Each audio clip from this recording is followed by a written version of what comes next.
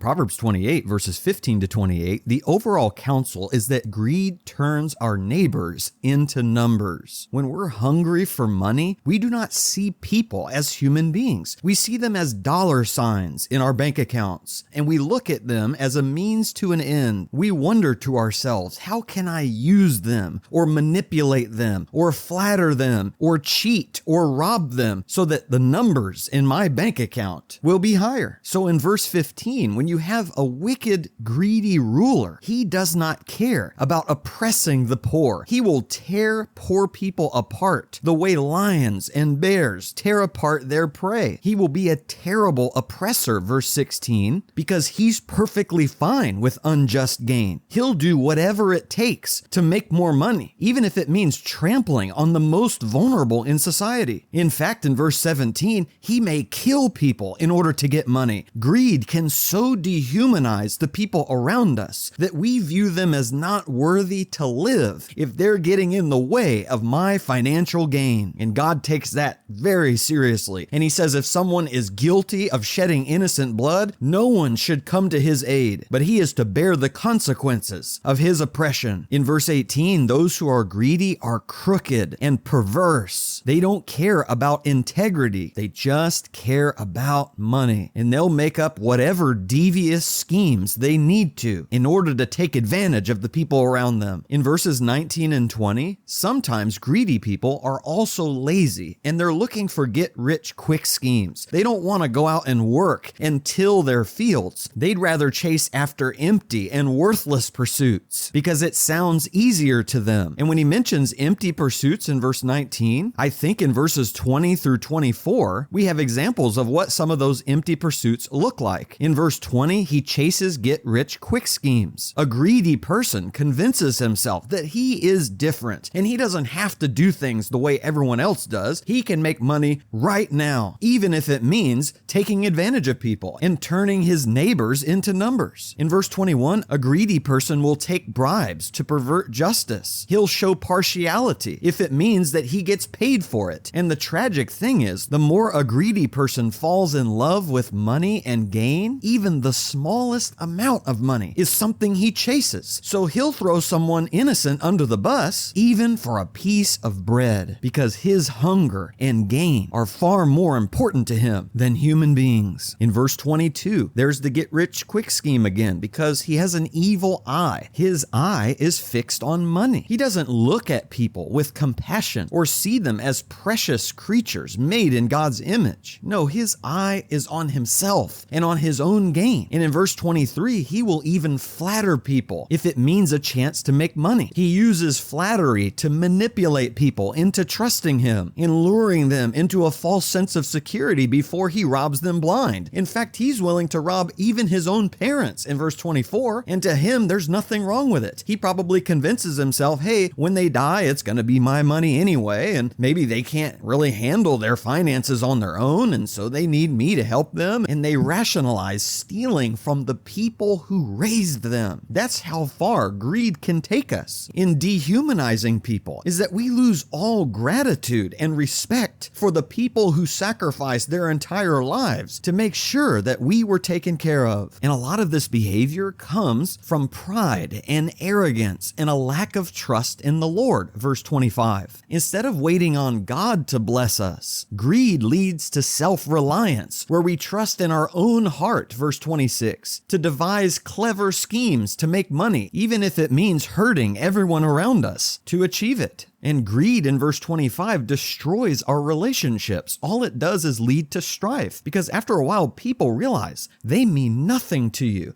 and you're just using them for your own ends. And when they're oppressed, they may fight back, or they may leave you all alone, and it creates conflict and loneliness and bitterness and resentment. But if we'll trust in the Lord, we'll start to see people as human beings, worthy of love and respect heart and compassion. And instead of shutting our eyes to the poor in verse 29, our eyes will be open to their plight, and we will give to them instead of taking from them. In verse 28 connects back to where we started in verse 15 about wicked rulers rising to power and causing fear in those around them because they know they're going to be oppressed by this ruler's greed. But this applies personally too, because even if we're not a ruler, we don't want to be a person from whom others hide because they know we're just going to use them as tools for our own gain. No, instead of trusting in ourselves for prosperity, we need to trust in the Lord and walk wisely in His paths, because God's prosperity isn't just about money. It's about a spiritual prosperity, knowing that we've made money in the right way at the right time, to know that God has cultivated the right heart in us to be able to handle it, and that God has given us an eye to use whatever prosperity He gives us to be generous and to love our neighbor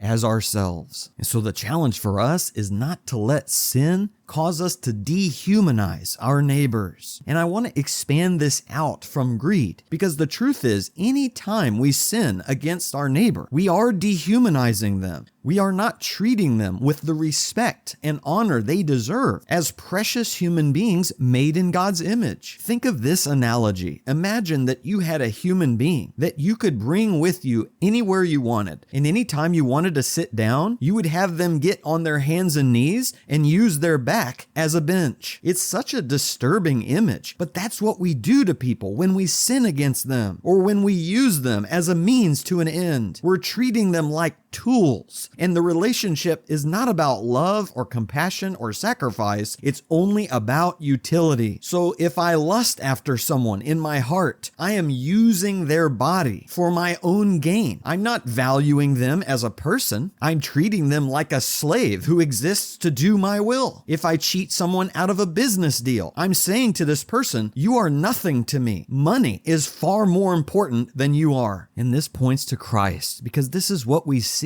in the evil people around Jesus. For instance, Judas used to steal regularly from the money box used by Jesus and the disciples to meet their needs. In those moments, Judas was dehumanizing Jesus and the disciples and showing them that money was far more important than his relationship with them. And that culminated in the ultimate betrayal, when in Matthew 26 and verse 15, when Judas asked the Pharisees, "What are you willing to give me to betray Jesus to you?" And they weighed out 30 pieces of silver to him. That's how much Jesus was worth to Judas. Instead of a priceless human being who was innocent and worthy to be protected, Jesus was just a number to him. And yet Jesus never dehumanized anyone. He saw everybody as a precious human being made in the image of God. And in fact, he was willing to trade his numbers for his neighbors. Jesus had more numbers in his bank account than anyone in existence. He was the Son of God ruling in heaven over the whole universe. And yet Jesus said, I will empty my bank account. I will let go of all of the numbers of my financial gain and my gain with the Father, and I will allow myself to lose everything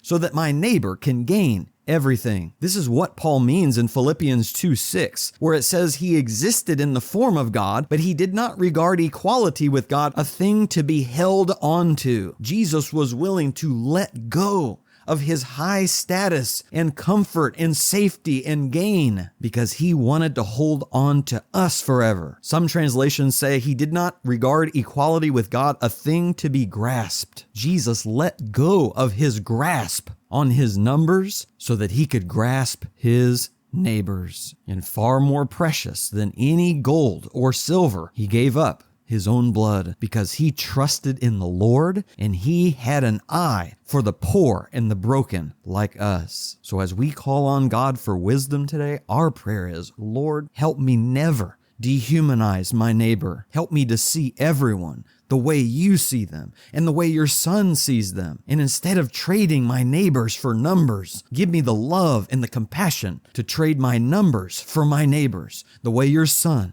did for me.